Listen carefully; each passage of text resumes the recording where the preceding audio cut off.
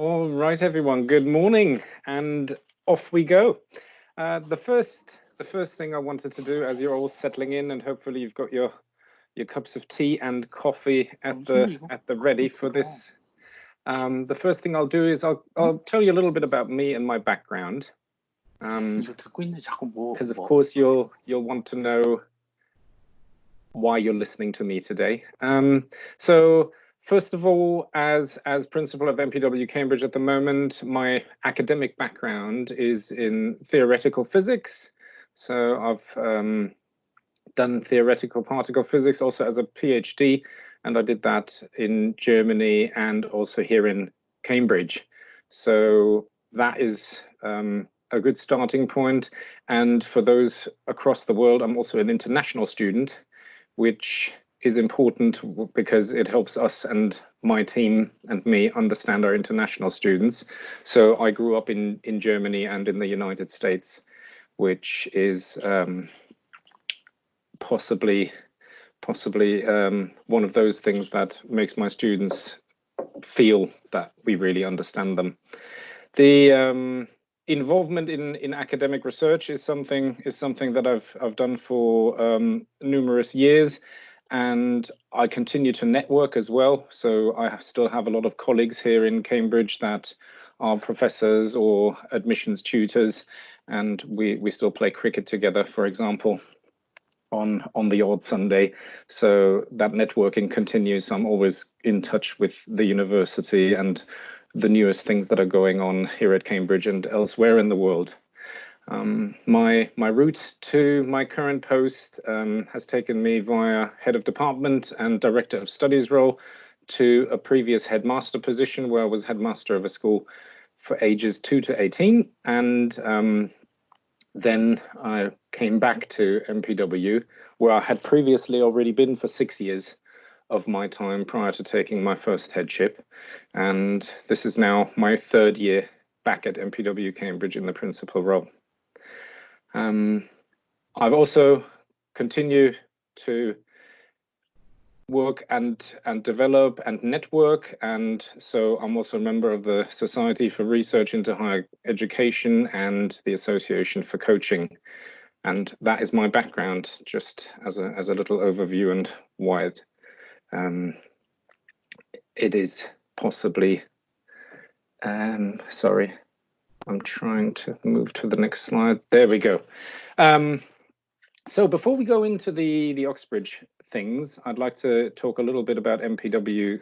And we are obviously, as most of you will know, a 5th and 6th form college. The Cambridge location is one of the 3. The other locations are in London and in Birmingham. And the founding principles by Mander, Portman and Woodward were basically quite simple. They thought to themselves, if it works for Cambridge, then it should also work for 6th form. And what did they mean by that? What they mean by that is that the tuition and supervisions in very small groups, very intense, that Cambridge does, is something that they thought should be transferred over to A level and to allow students a similar intensity in their studies. And this has been a successful procedure now for quite some time across the 3 colleges, and it is what we base our success and our fantastic results on.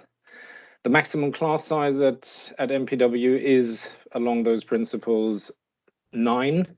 So 9 students is the maximum in any given class, and the average currently is 5. The other things we do at MPW that make us special and possibly different from others is that we have weekly testing in most weeks in the autumn and spring term.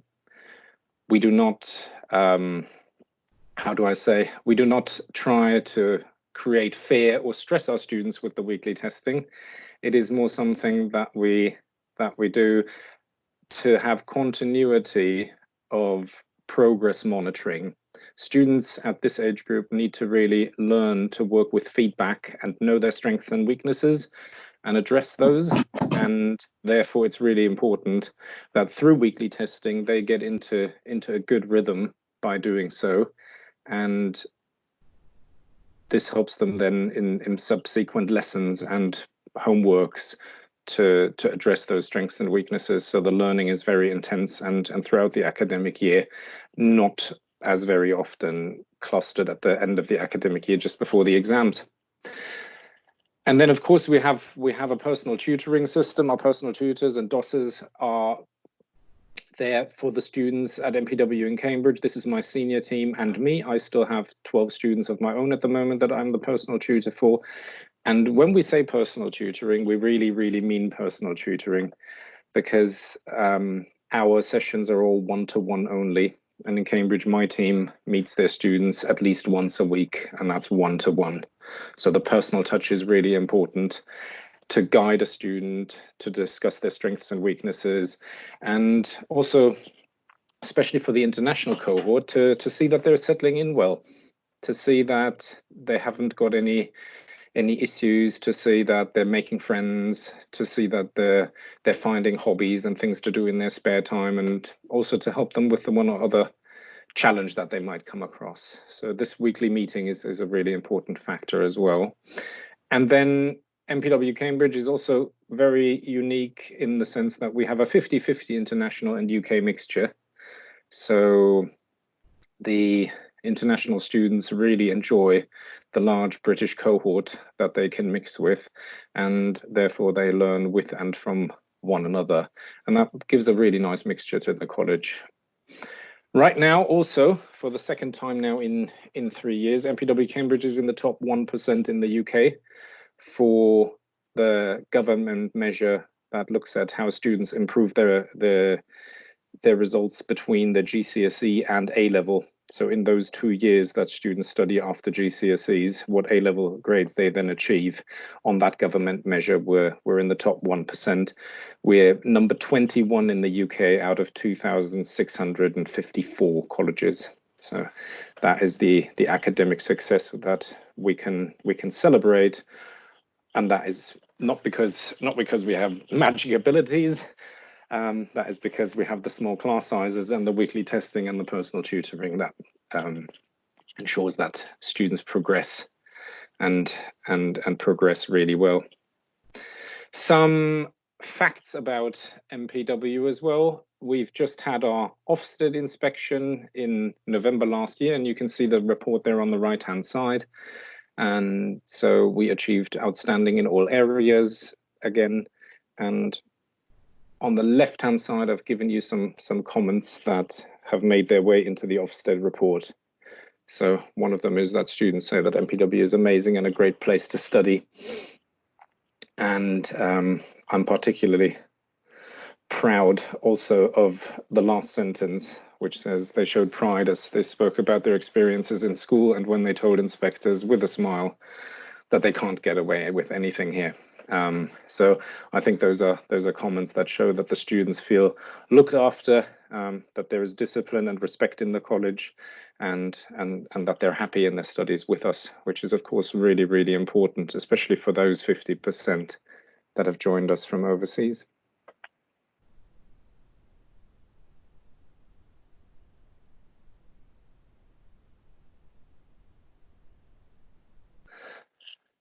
Furthermore, the Ofsted report, which of course you can also download from our college website. These have to be available for all schools and colleges in the UK on the website. So any school that you might look up on their website will have that downloadable.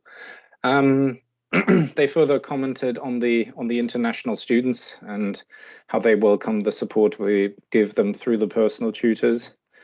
And of course, you know, it's not just all about academics. We also need them to feel happy and cope with the challenges that they're far away from home.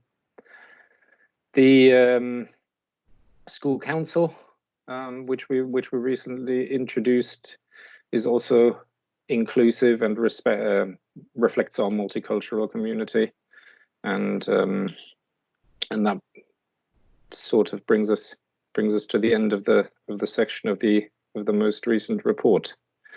So the Oxbridge Masterclass, of course, needs to focus on the route to the top universities. What are these top universities looking for, and how can one achieve to support and mentor students to get there successfully. So, of course, we will go through the basics right here, and I'm also going to have a little question for you all in a moment. First of all, of course, every top university will expect top grades and their IELTS requirement that tends to be 6.5 overall or a 7.0 overall for top universities. What is important here to state right from the start is that these grades and the requirements are not tick box exercises. So when a top university says that for a course that they want an A star and 2 A's and an IELTS from 7, then the student who is predicted an A star and 2 A's and has an IELTS of 7 just about makes it onto the table of the admissions tutor. If you imagine all the applications that the admissions team will receive across the months that the UCAS system is open, and if we take all of those that make it onto the table and we order them by strengths, especially academic and grades, then you will have quite a number of students on there who will have a second or a third even A star, and whose IELTS might be 8 or 8.5, especially at top universities. That is quite often the case with applicants, and therefore it is really, really important to know that a student, just because they have the minimum grade requirement and the minimum IELTS requirement, that this is not something that will secure them the place. Of course, admissions tutors will also look at the academic foundation. So they might look at GCSE results previously, and they will want to see that those are in line with expectations. And they are the grades in existence that further underline a student's academic credibility in the application process, because, I mean, any college could in theory just predict any student a top set of grades. Of course that will damage credibility over time, but it is important that in addition to predictions, a good foundation is already visible, so that to an admissions tutor, sort of the whole CV, the whole application makes sense, and different aspects shake hands. Having the right subjects is of course also of importance. Certain courses will have certain subject requirements, and it is important that students start looking early, before choosing their A-level subjects, what these subject requirements are. And some of them are relatively straightforward. So you would expect that if you want to study maths, then you should be doing A-level maths. If you want to do medicine, then you should have biology and chemistry, or both. And with these right subjects, it is also important to know, and this is where good personal tutors and UCAS experts come in. It is also important to know what universities like and don't like. So what springs to mind immediately is, for example, that a top application, say a student wants to study economics at Cambridge, then it is absolutely fine for that student to have chosen economics as an A-level subject. However, we do know that admissions tutors in Oxford, for example, would prefer students not to have taken economics at A-level. And it is not said that a student who has economics is totally disadvantaged and will not gain a place, but Oxford make it quite clear that they would rather a student has a strong academic foundation, and they leave the teaching of the economics to Oxford.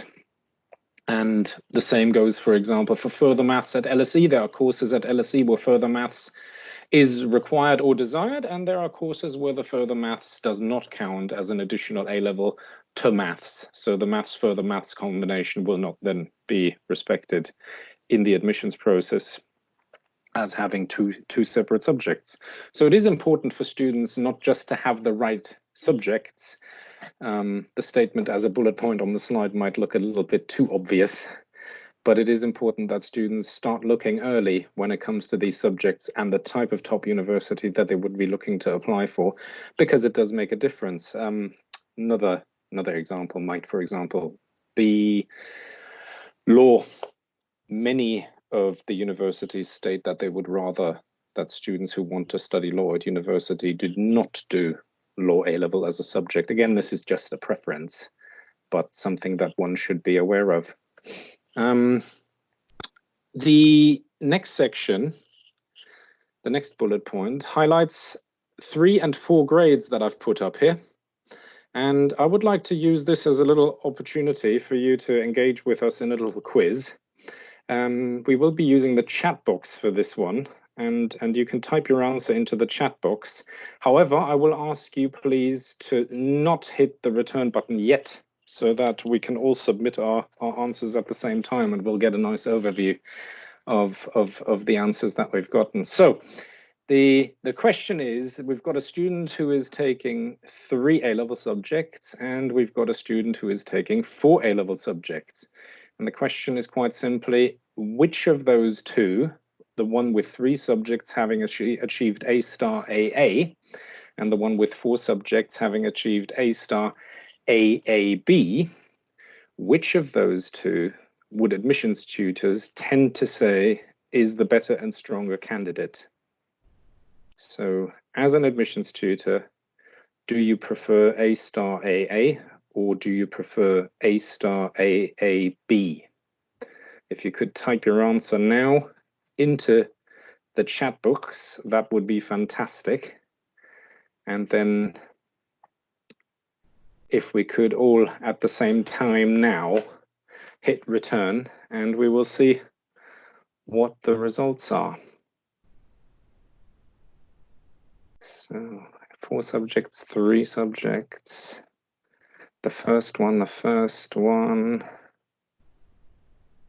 the one with the B, the first one, the 4 subjects. Interesting. Neither. Adib, very nice. Good. I can see we've got a large mixture there, and it is a bit of a trick question. I'll be honest. Of course, we're doing this on purpose. No, the answer is quite simple if we keep in mind that we're talking about the top universities, and with that, for example, let's reduce the set to Oxford and Cambridge. I can assure you that at Oxford and Cambridge, for example, the student with A-star AA and having only done 3 subjects is considered the stronger applicant. Quite simply, the second student has shown a weakness by achieving only a B in one of their subjects. And that weakness stands out more than the fact that someone has done 4 A-level subjects stands out. Now, of course, some of you are also right who say the second set is stronger. If you're applying for not a top tier university, then having 4 A-level subjects might prove also a benefit when it comes to UCAS point counting, etc. But of course, then one wouldn't expect A-star AA and A-star AAB. Then you might look at a student achieving BBCC and having done 4 subjects. But in general, this is why we say a student should be studying 3 subjects, because we want them to focus fully on the 3 subjects and get the 3 best grades that they can, and spreading themselves across a 4th subject can then ultimately be detrimental. And this brings us to the extended project qualification, or EPQ. It is an qualification that AQA have produced a number of years ago now, and which has kind of overtaken the 4th A-level subject, or what used to be maybe that 4th AS subject in the olden days. The extended project qualification is an essay, and a student has to do their own research and write this essay, and they can choose any topic they would like. So I have had students choose a certain type of cancer. I have had students choose a a topic in psychology, and I have had students write a vegan cookbook. The topic itself is not what makes the extended project qualification. What makes the EPQ is that a student has done research, that they have gone through a number of sources, and that they have brought these sources together in their essay, in their EPQ, and through bringing them together have added value. And that is seen as an academic piece of writing. Of course, they need to reference their sources, and of course they need to quote, they need to watch out for how plagiarism works. So of course you can bring other sources together, but you have to label them correctly, and you have to put exactly and make it clear which parts are your own work and which parts are things that you have gathered together. But universities really like the extended project qualification because it allows students to prove themselves in a fashion that they can't when they're just sitting exams. So if a student sits an exam at the end of the academic year, that will usually be 90 minutes to 2 hours, and they are limited in how much they can write or do in those 90 minutes or 2 hours. The extended project qualification allows them to do and prove themselves over a longer period of time with a real essay subject, and learn these skills of bringing together other sources and identifying them correctly. So that is considered a real academic piece of work. I'm noticing that one of you might have their microphones on. If you could please double check. We're getting a bit of noise in the background. Thank you. So that said, the EPQ is graded also in the same way that A-levels are graded, and it's worth half an A-level. So that is why often it has now, or in the beginning has replaced that fourth AS subject. But we have also seen that when students at MPW complete the EPQ in the first year of sixth form, it is meant to be done over 2 years, but if they complete it in the first year of their sixth form, then they have an existing grade on their UCAS application. And that is an added edge to their application, because students who do it at institutions over 2 years, they will again only have that as a prediction. And we have seen at top universities, not at Oxford and Cambridge, but at other Russell Group universities, we have seen that offers may have dropped by a grade or sometimes 2 from the standard offer of the university. So Russell Group universities who might ask for AAB as a standard offer would then have possibly got back to a student and offered them an A and 2 Bs or even 3 Bs, and we can see that is as a result of a fantastic result in the EPQ. So as a quick summary, we've done grades and IELTS requirements, and we've gone through why that box ticking exercise is not enough. There are still too many students out there who think that if they hit the minimum requirement, then that makes them a candidate who is almost secured to gain their place. We've talked about the academic foundation, which is really important. We've talked about having the right subjects and how this has to be looked at often before they even start their sixth form, when they choose their subjects. And I think this is where, of course, our international team comes in and supports you as agents, as families, as students with these choices, and they can refer back to us in the colleges as well when they have questions. And my team is always on hand to help answer any questions that might arise from these things. But of course, you'll be aware of that through Betty already. Then we played a little quiz, and I talked a little bit about the EPQ, and that brings us to the second page, which talks about the preparation for an application.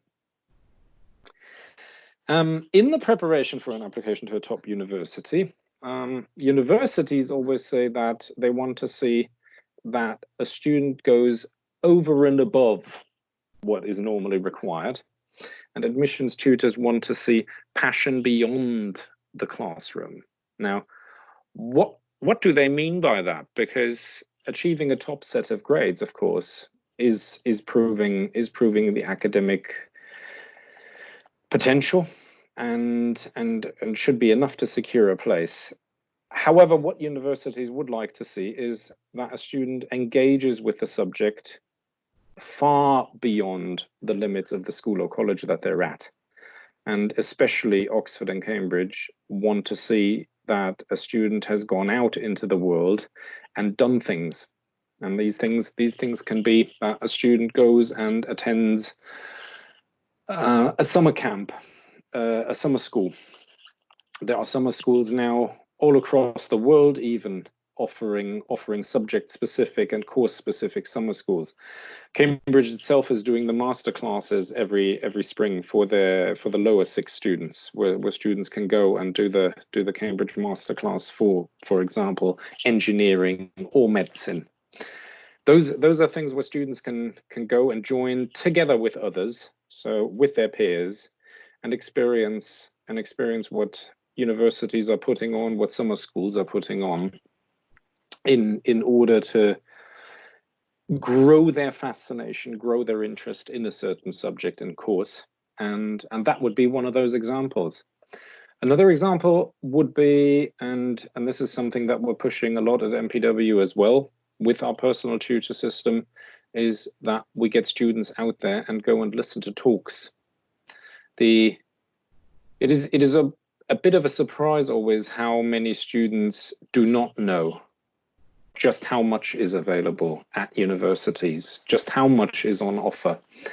And anyone who goes and Googles, even now, while you're listening to me, Google's open lectures, Imperial, open lectures, Cambridge, open lectures, Oxford, we'll see that these universities even have dedicated websites where these open talks and lectures are listed, and they are really open to the public. So some of them might require registration. This is often what then holds students back, because they think, oh, well, I can't register. I don't have anything to register with. Well, what they're doing is they would like to get someone's email address through the registration and then confirm their place and give them a number. And that only has the sole purpose of keeping the lecture hall to its capacity. So the registration process requires no money, requires no credit card, has no hidden features in it. And so these talks and lectures that are open at universities on a weekly basis, of course not so much right now because we're in special circumstances, but you will see on those websites often you can scroll back what happened last term and even the term before, and they can be absolutely fantastic. And it isn't so much about what a student learns from these lectures. It isn't so much that the student that can then come out and in an interview answer 5 extra questions that otherwise they wouldn't have answered. No, it is the fact that a student who goes there and who experiences such a talk is clearly showing that they are interested. And on the other hand, a student who goes out and listens to such a talk, they will also learn a bit, and it will also pose further questions that arise by listening to such a talk. It's the same as with reading a book. Students often go and see what universities have as reading lists that are suggested, and this is something that particularly now will be important under the COVID situation. Students can go on university college websites and see what reading lists are given. So if a student, for example, wants to study engineering, go to any Cambridge or Oxford college and look at their website and Google reading list engineering, and there'll be a number of books that a student might be interested in reading. Again, it's not about having read those books and having learned them off by heart. It is really gaining experience, gaining fascination, and having something to talk about, especially in an interview, that is not part of the normal A-level syllabus, but of course, without having already tried to prepare and learn the first 2 years of the university course content. So this is where it is often misunderstood what the actual goal is. The goal is not to go to further classrooms to just learn more. we could then just make PDFs with the content, and everyone could stay at home and learn at home.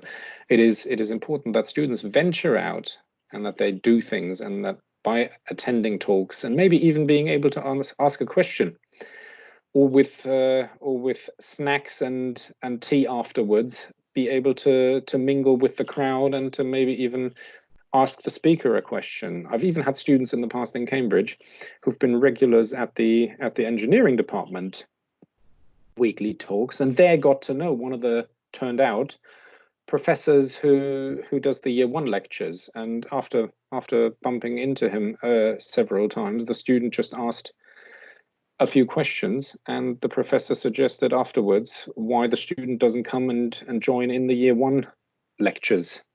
And what started as a one-off, then in the end saw the students for several weeks go to year 1 lectures at Cambridge Engineering. Not that the student came out and said they understood everything, of course, that was said in those lectures, but the fact that the student could join in, could feel the vibe, could feel the university atmosphere and sat in that lecture was just such a motivating factor. And again, that would have been something that the student could have talked about in their interview as something that fascinated them. And therefore, that is what makes the difference between the one student with good grades and the other student with good grades. And I've put here, some students think I'm already a top applicant, and that's often because they have the tick box approach, and they look at university entry requirements and they think, well, look, I'm satisfying all of those, I'm absolutely fantastic already. And then on the other hand, we have students who say, well, you know, I might have good grades, but I'm not really, I don't think I'm that special. I don't think I should be going for such a place. And it's important as a college and as a personal tutor that we can take students and we can advise and mentor them through the process. And of course, both students with their respective comments are only showing where they are currently in their lives and how they're feeling about their academics and what their confidence levels are. But it is our goal and our purpose that we can help both students see what the next steps would be in order to further grow their confidence, and also show them that maybe even if a student already is achieving top grades on a regular basis, there is still more to be done to be a top applicant. And both types of students really benefit from going to open university talks and lectures. And I mean, for example, here at MPW Cambridge, we've got the engineering department 250 yards down the road. We've got the chemistry department 300 yards down the road. We've got the Judge Business School about 500 yards down the road. And those agents that have come on a fam trip to Cambridge in the past, they would have stayed in a hotel right next to the Judge Business School, so you might even know that one. But yes, this is really important that we get students to have further exposure outside of the classroom, and that will then create an interest and a passion, and that will allow them in an interview to come across as a young, very inspired, very fascinated by the subject and the course content person, and not so much being able just to answer all the questions, because that's what an interview is not about. Of course, an interview works on the basis of some questions that need to be asked, but it is about being able to convince the admissions team that the passion for the subject is there. So talks, lectures, work experience, anything a student can get their hands on that doesn't distract them from their A-levels, because of course the grades are still the most important factor, but all those exposures need to be sought out, and that's where it's unbelievably important to support a sixth form student. Anecdotes from the admissions offices, there are aplenty. One of my favorite ones is always the geography student who applied to Oxford, and in the interview the professor simply said, look, I'm a geography professor and you come from that region in the country, and if I visited you next weekend, then around your hometown, where would you take me and what would you show me, and why as a geography teacher, as a geography professor, would I find that interesting? And you wouldn't guess, but the answer of the student, top grades, top predictions, absolutely fantastic looking application, said, well, I don't really think there's anything interesting around where I live. And that, of course, was more or less the end of the interview. We're told that the interview, of course, commenced for the normal duration, but the admissions tutor would have told anyone amongst their friends, especially over a beer in the evening, that was the moment the interview was almost over. Because a student who's interested in geography, a student who has a passion for it, there is no region in any country that doesn't have anything interesting to show.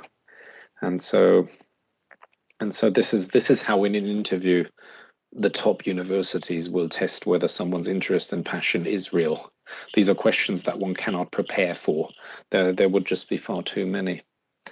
And yes, this goes for many other subjects as well. University students who, sorry, not university students, college students who look to study medicine, for example, need a really good medicine program.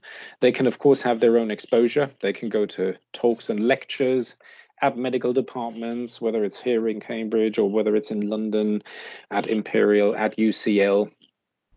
And in addition to the work experience and the lectures, it is also vital that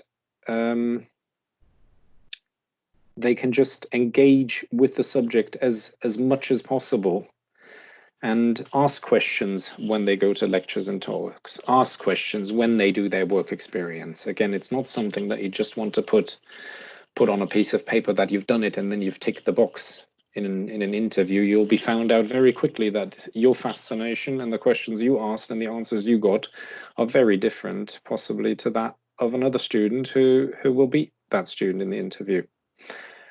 With regard to medicine, for example, what we do in Cambridge is we have an ex-student who did, after attending MPW, did medicine at Cambridge and is now a doctor at the Cambridge University Hospital.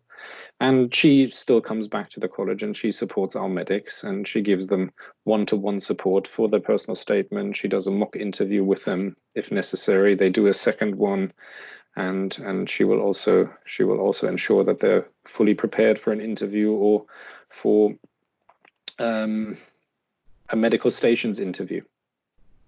So yes, that is really the second key, and this is why this is the second slide. That part of going over and above, it can't be stressed enough how much a student can and should be doing, and will then find it very easy in an interview to engage with the interviewer and to show that they're passionate, to show that they have favorite topics, to show that they watched a documentary or went to a talk or during a work experience saw something happen. And also, the exposure can be quite crucial, not only directly for the application, but also helping a student choose the right course. So I have a student who's one of my PTs at the moment. Her name is Letitia, and Letitia wasn't quite sure what she wanted to do. She was kind of between business and law. So two subjects she really liked, and she just couldn't decide. So with all the exposure she'd had, she was just still unsure as to which route to go down, and she didn't want to do a combined course. And therefore we sat together and we Googled a few talks, and we found a couple of business talks, one of them at the Judge Business School in Cambridge and one of them in London. And we also found two interesting law talks. One of them was at LSE, and the other one I can't remember right now, but it was also in London. I think it was UCL. And we sent Letitia to these talks, and she came back and she said, absolutely fantastic. I really enjoyed all four talks, but I've now decided business is not for me. I enjoyed the talk and I enjoyed the content, but I could just see that everything in the law talks was just so much more fascinating. And there she was from being 50-50 about her choice, going and seeing 4 talks. 3-4 weeks later, she'd made her mind up, and she's now very confident and has got her offers for law. So when she gets her results this summer, she'll become a lawyer. Of course, ensuring the grades has to be the last step, because the interview process and the application are all only there to gain the student the offer, which is the ticket, but we still have to pay the entrance, and usually the ticket is not an unconditional one at a top university, and so we do need to ensure that the grades follow suit. And that's where in normal years we also say, can be very useful and also confidence boosting for students. It isn't that a top student needs additional, for example, Easter revision courses to ensure their grade. A top student is already a top student, but it can make a big difference also in terms of confidence, and that's where I want to finish on this slide. Further preparation and reading. I've put up here the picture that many of you will know in this form or another. So we have our own MPW internal books. They are written by MPW personal tutors over the years and updated on a yearly basis. You can see on these books our logo is on there, but relatively small. These books are used across the UK in most sixth forms. You'll find them in the library, and most people don't even realize that there's a little MPW stamp on it. So these books are a fantastic way for any student to get a good idea. They're available on Amazon. We have them at the colleges, and we give them to interested students, and they cover a range of courses. And so do keep an eye out for those. If a student has a certain direction in mind, and one of our getting into guides could be useful, then that's something they can definitely read. And again, as I've said, before starting A-levels, the earlier a student starts, the better. And it's also, for me, it's important as an educator and as a principal that I understand that my students don't just work on discipline, don't just work on achieving good grades. Those are good things to have in mind when wanting to attend a top university. But what we really need to make it successful is that we need a student to be fascinated by something, to have a real goal. Just good grades are not a good goal. Just a top university is not a good goal. A student who has set their eyes on a specific college at Oxford, wanting to do classics at that college and no other college, that's a student who is in a completely different fashion attending talks and lectures, reading books, looking at reading lists, and doing everything they can to achieve the top grades. And that is really what makes the difference for a student. And the earlier they start looking at these things, the better for them.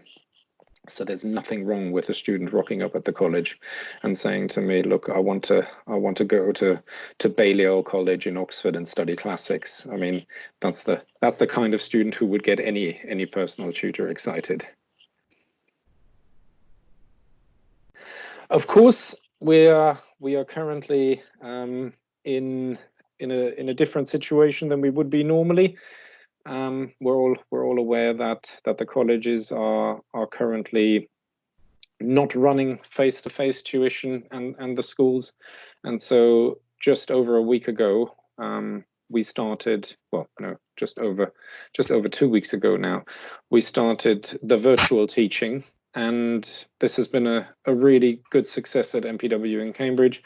And you can see here I've posted a personal message about our virtual teaching, and you can see also a photo there of some of our team, including one of the students who are all working from home. You can even see our mindfulness coach on there in the virtual environment, as well as teaching team, student and international team. And so for us, it's been really important that the virtual teaching has been extremely successful. And I guess one of the keys there is that we have the small class sizes to be able to do this. Once a class size goes above 10, if a teacher is sitting at home when they've just got a few faces on their screen and they're trying to help 15 or 20 students, then we can all understand that can be really difficult.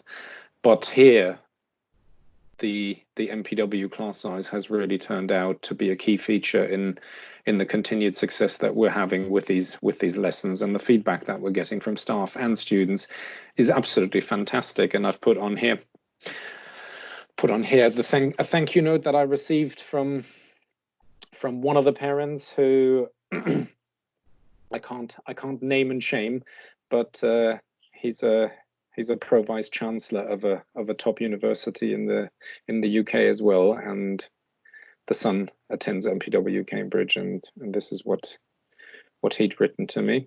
And also a little quiz in the bottom right hand corner for you. What have a hospital, a taxi, and a 2-star hotel have in common? These were the highlights just before the Easter break for us in the virtual teaching world. We had students attend lessons from those places. So we had a student who was isolated after traveling in a hospital back in their home country. That was just where everyone was isolated who flew that day, and they were put into a 14-week isolation before the borders closed. And in the hospital room, the student joined the lesson. We had a student who was flying back to South America, and on the way to Heathrow in the taxi, she was attending one of her MPW lessons via the iPad and the mobile phone internet. And then we also had a student who wasn't given a hospital bed, but was given a 2-star hotel bed back in her home country for self-isolation after landing for 2 weeks, and she joined us from there. So we've had some really good successes with the students, and like I said, the small MPW classroom environment just lends itself at this difficult time to still be able to provide a 5-star service for our students, even if they're only in a 2-star hotel, or albeit in a taxi. And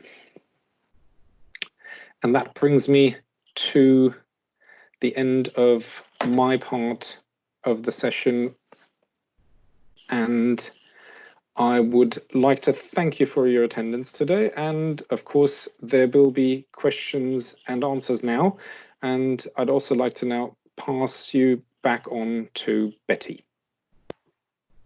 Thank you very much, Marcus. I'm just looking at the questions we have now, and they are questions for you. So are you able to just go back onto the chat screen, Marcus, and then you can see the questions that are coming in? I've asked a question, so I will start. So it's a question that I get asked quite often, and it's, do you think a student would have a higher chance of getting into Oxbridge if they choose a less popular degree, or is that a myth?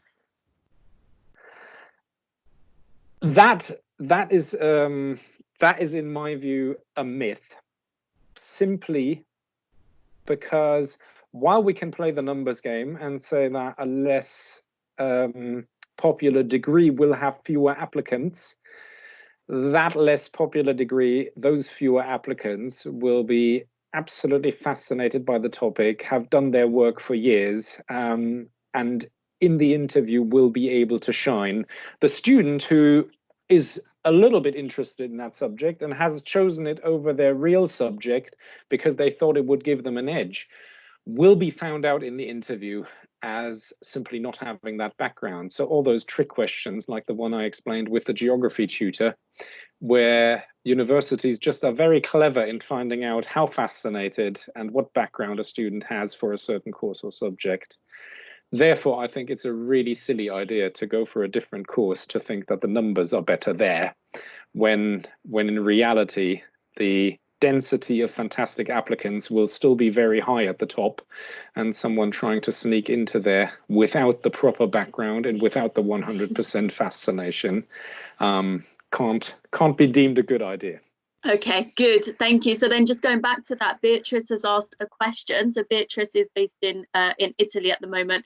Yes, and going back Beatrice. to your geography question, is any other bizarre questions for other subjects? Leaving the college choice open decreases the chances. Sorry, I did. You cut out a little bit there. I apologize. So if you look on the chat, you'll see. So Beatrice says, any bizarre questions for other subjects? Leaving the college choices open decreases the chances. Is that correct?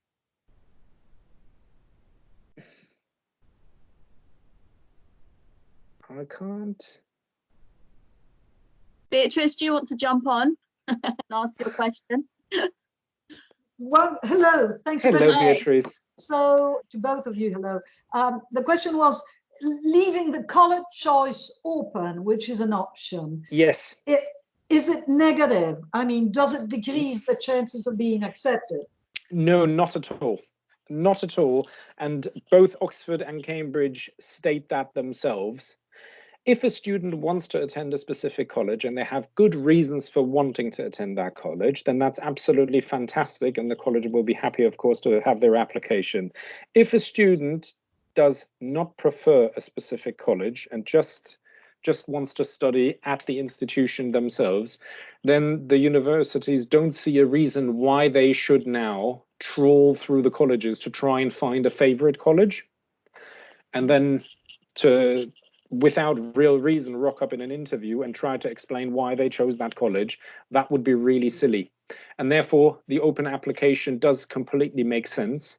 And the open application is also one that in the pool, all the colleges will have a look at. So I think it's just as good to apply directly to a college if one's reasoning is good, as it is to go for an open application and to be picked out from the open applications. Because at the end of the day, going for the top applicants will mean that a really good applicant will be chosen from an open application just as much as from the subset in one college. And then the other thing is that, of course, the colleges, when they come across someone who's fantastic but who no longer fits in, so if a college has 12 places for a certain course and the 13th they think is also a superstar and should have got a place, but they've run out of space, then they drop them in what is called the pool. And in the pool, the other colleges can look for applicants if they haven't quite found what they were looking for, and so this is common practice that colleges look in the pool and in the wider application world rather than just who applied for purely their college. So chances exactly the same, and even University and Oxford state that. And of course, it is in their best interest that they get the best applicants. And colleges fight one another over the best applicants to some degree even. So for them to put something out that is not true would be counterproductive for their intent to get the best students. So thank you, Marcus. I know their website states there's no difference. I just wanted to ask you on the basis of your experiences, because from what you said, it would actually make sense if the objective is getting into the institution rather than a specific college. From what you said, you might even stand perhaps more chances. Again, I would say that the chances are the same because the applicants who stand out and who are really good will be found. The system finds them. There are far more applicants than places in the top universities, and the system is very good at picking them out, regardless of which route they originally went through. But then, of course, they have to respect that someone says, "Look, I want to go to Peterhouse College in Cambridge because two of the fellows there do research projects that go exactly in the direction that I'm super interested in. And that's why I want to join that college." Or someone says, you know, this college has the best swimming team in the university. And in addition to wanting to do engineering, I've been a swimmer all my life. I've competed maybe in the junior world championships. So when I go to a college, I need that college to be good at swimming. Those are reasons why to join a college. And of course, the top universities in the collegiate system are very keen that the students that join them don't just do academics. The whole idea of the college system is to participate in the wider life, is to come across students studying other subjects and spending time with them and learning from them, debating with them, discussing with them. And also, the top universities, Cambridge and Oxford, close down for half a day a week to allow clubs and sports to happen. And I think the only department in Cambridge that still has the one or other thing happening on a Wednesday afternoon is medicine, but all others stick to that because they want their students to engage in the wider life, and that's where the colleges come in. Okay, thank you. You're welcome. Thank you, Marcus. We've got a couple of questions from Dewey. So I don't know if Dewey wants to ask the questions by voice, or I can read the questions out. Okay, so the question was, would you please explain about UCAT and BMAT for medicine students, and how does MPW assist the A-level students to pass the tests? All right, so UCAT and BMAT are two medical admissions tests. There are universities that accept only BMAT, and there are universities that only accept UCAT. There's fantastic literature out there that helps students prepare for the test. There is a website that allows them to take a mock exam and to experience exactly what the online world in the test will be like, how the countdown timer looks and works, what sort of questions they'll be asked. So the material out there is already very good. And what we do as a college as well is, for the students wanting to take the test, we also prepare them for the test. But it has to be said that the preparation for the test is more getting used to the test and the kind of questions that take place, because of course, as these tests are designed, they ask such clever logic questions, etc., that preparation for the questions is nearly impossible. So there is no syllabus one could study to be good in this test. What we do with students, therefore, is we go through lots of past questions and we let them do the mock, and we guide and help them in their approach to the questions. And that is as far as the preparation goes. So we do all that one-to-one. We appreciate that we do need to prepare students for those tests and give them as much as exposure as possible to the questions and what the environment will look like when they sit the test, to make them comfortable and confident. But it also has to be said honestly that those that say they do very specific, very specialized preparation for these tests are often selling a product that in that shape or form shouldn't really exist in the market, because these tests are designed so that one isn't able to prepare or cheat. Okay, thank you. Susan Fang, we've had Susan on our webinar last week. I wonder if Susan wants to, she's got quite a few questions. So I wonder if Susan, you want to come on? Sure, no problem. Great, thank you. Good afternoon, Marcus. Good Thank afternoon. you so much for your very comprehensive presentation. I thoroughly enjoyed it. Thank you very much. I've actually got quite a few questions, but I'll try to not elaborate. So first of all, is truth or myth? So is it true that you can apply to a less popular college at Oxbridge to increase your chance of getting in? For example, I'm female, so perhaps I could apply to a female college like Newhall, or Lucy Cavendish, whatever. So that's my first question. Second question is, Newhall is accepting males going forward. Newnham. I don't mean, in my days, Newhall, Newnham were the two females. I was at King's. Okay, so second question was for international Oxbridge applicants residing overseas at the time of application. Is it better for them to actually make themselves totally available for the whole of December and January just in case, they are stuck in Oxford for a whole week or two for, several interviews, or if they apply to Cambridge, they might not have gotten the first time round, but have been put in a pool, so they need to return in Jan. Yeah, so second question. And the third question is really, I'm just curious, when you applied to Cambridge, did you specifically select a college and why? Thank you. All right. No, excellent. Very good questions. The first one was about choosing strategically the college for statistical getting into purposes and maximizing chances. For me, that's a myth. And for me, the danger therein lies that every year you can see the stats of who applied last year. And what you often see is that over the year after year, they swing backwards and forwards, because they do get the effect that a college that has had very few law students apply, suddenly the year after has far more law students apply, because they went with that strategy. So I would say that is not a strategy, that is pure luck, whether that way of choosing a college works out as being beneficial or not. And again, for going for all female colleges, for example, there is still the pool.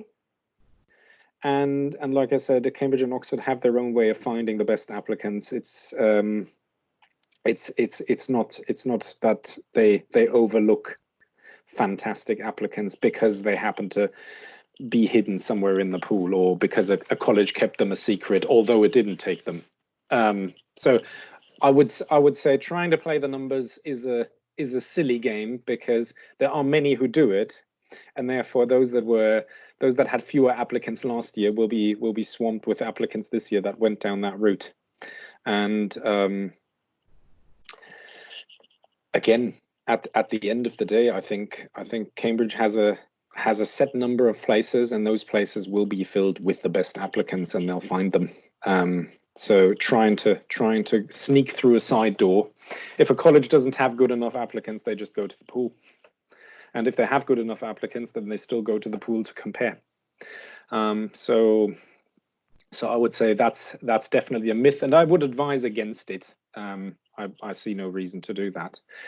Then your second question, I remember your third question, but I've kind of, sorry, what was your second question again? You have to stay in the UK for December, January, just in case you have to interview with so many colleges, or you fall back for the pool. I would say that is something where I wouldn't give general advice. I would say that depends on the student and the student's situation. And the student should get in touch with the university when they are in a situation that requires them to be overseas, and ask that question in that year to the admissions department and ask for an answer. They'll be very happy to supply an answer, but that way one doesn't get wrong advice that may have changed from last year, or where Oxford do it different to Cambridge, or where the virtual world is becoming more important and suddenly they've changed what their advice was, and suddenly they're doing more virtual. So this is something where I wouldn't trust anyone who hasn't researched the matter in the last 2 weeks with their advice, and therefore I'm not gonna give a straightforward answer to that one. I would say the advice has to be, if you're a credible applicant to Oxford or Cambridge, then you can contact the admissions department and they'll be absolutely happy to help and give advice. And then often students have different reasons. Some might not be able to fly.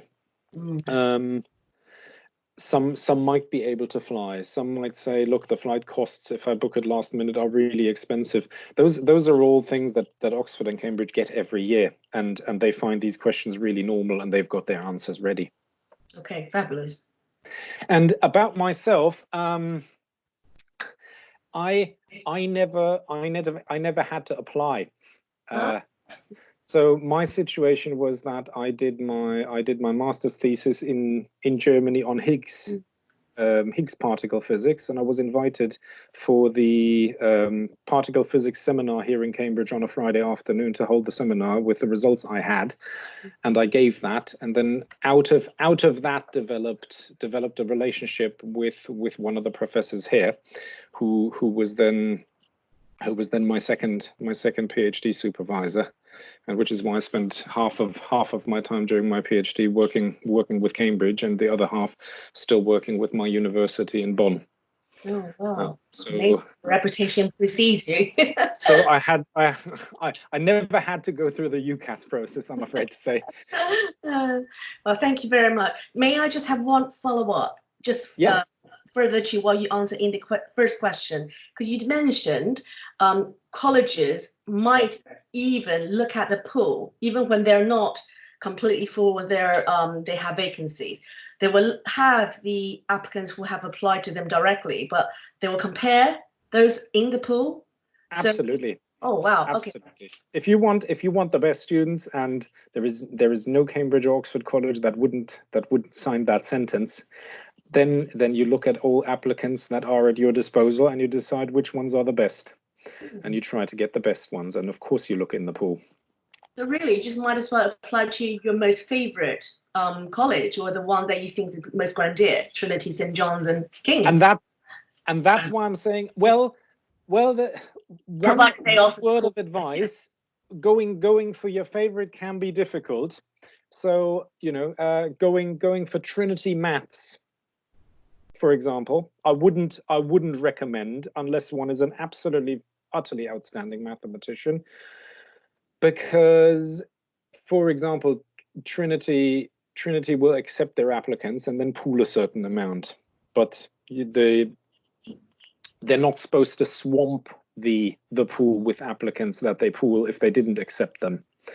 So to go to the most competitive places, just because that could be a strategy, is ill-advised. I wouldn't apply to Trinity if I wasn't absolutely certain that I can compete with other Trinity applicants. And again, the general advice I'll go back to is, if you have no specific reason to apply to a certain college, don't. But if you do have a specific reason, then absolutely go with that, because that will be a reason that will come up in your interview. Okay. Wow. Thank you so much. It's very insightful. Okay, thank you. And then we have a question from Artus, who says, what kind of work experience should an engineer student do? An engineer student. Oh, before I answer that, let me give you another anecdote. One of my favorites is that a medicine applicant for Cambridge this time had done as their work experience one or two of the usual things. You shadow a hospital doctor or a surgeon, and you go to a GP practice, and maybe you've worked in a hospice for a week or two, on a charity basis or whatever. But this student was had a really interesting bit on their CV. They had shadowed for a week the site manager of a large hospital, and the admissions team found that absolutely fascinating and really wanted to meet the student and really wanted to hear what view of a hospital and the site team and the porters and the nurses and the doctors and everything that goes on in a hospital, what understanding they developed and from shadowing the site manager, who of course has no medical jobs whatsoever. So that, as an anecdote, leads me into my answer, which is anything relevant is good, and anything that's a little bit creative, hidden within a few of the standard things one should be doing, is never a bad thing to differentiate oneself and to give the application a little bit of color. So of course they wouldn't have interviewed someone who had only shadowed a site manager of a hospital, but someone who'd done some proper work placement and shadowing, and then also had something really interesting that was slightly different to what others had.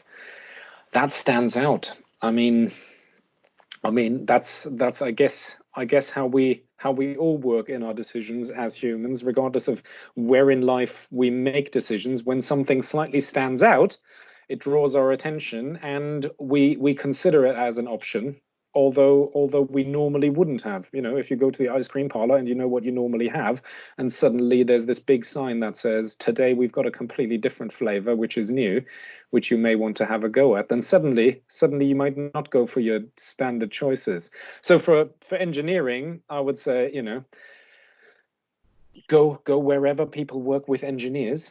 That can be in an office, that can be in a manufacturing hall, that can be at a university in the engineering department.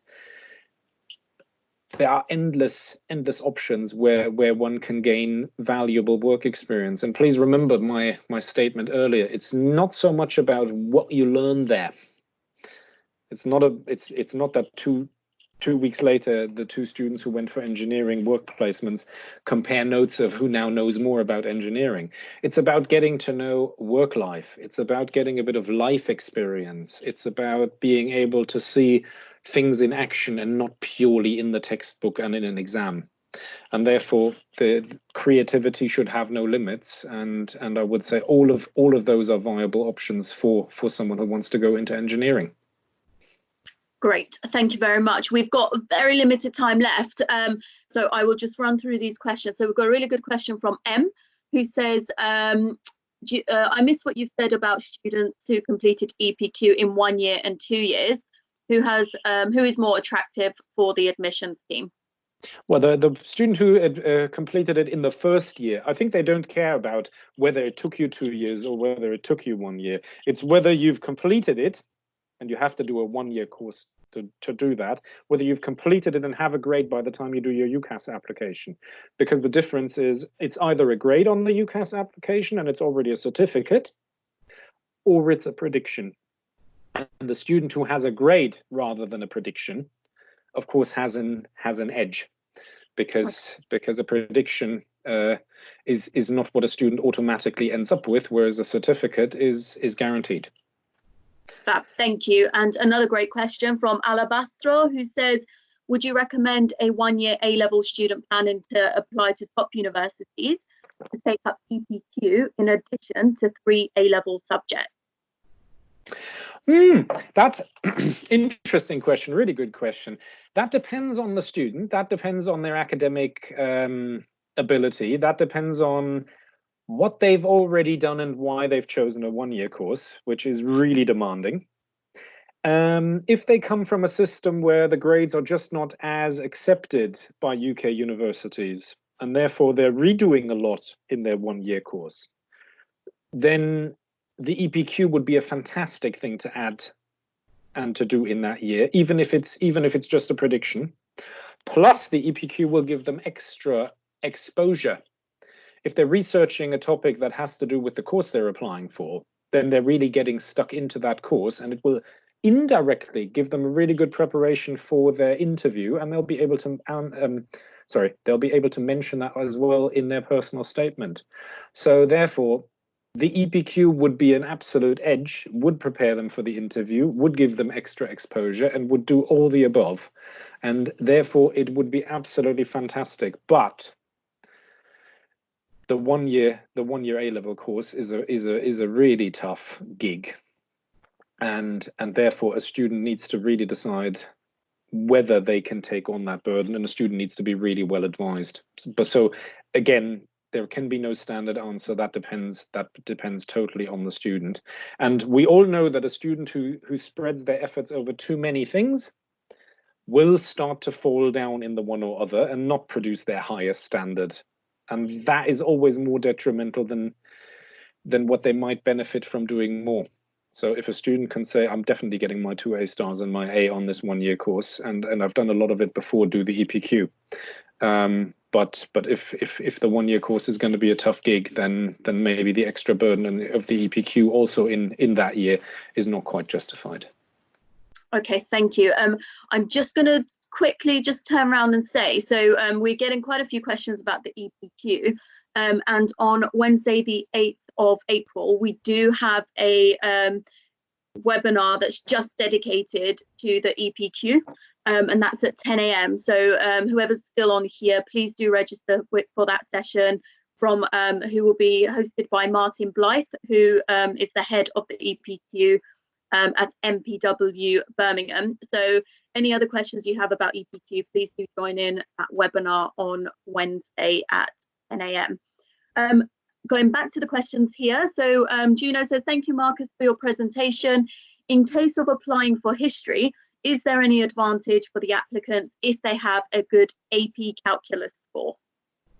If they have a good what, sorry? AP calculus score. So I'm assuming AP calculus is the AP system calculus score.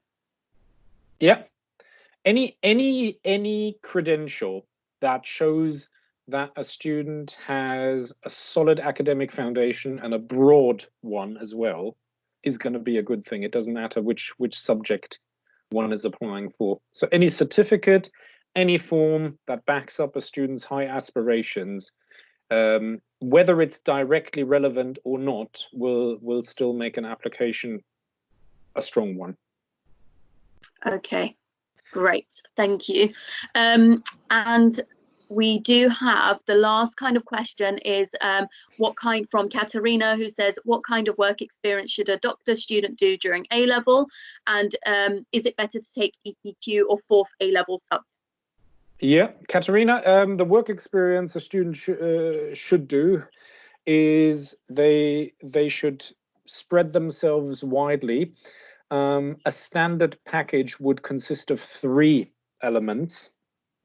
And those 3 elements can be picked from shadowing a GP, shadowing a university, a hospital doctor or nurse, shadowing a physio, working in a retirement or elderly people's home, palliative care. So there's a wide range there. And normally students would be expected to have done 3 things from that list. So most have definitely gone to a GP for a week and shadowed them, and most will have shadowed some form of hospital doctor as well, because it's good to have experienced both environments. And then the third, some even have a 4th, is then the moment where they can give their application a little bit of a spin, or where they can go down a route of what they found particularly interesting themselves, that they wanted to see.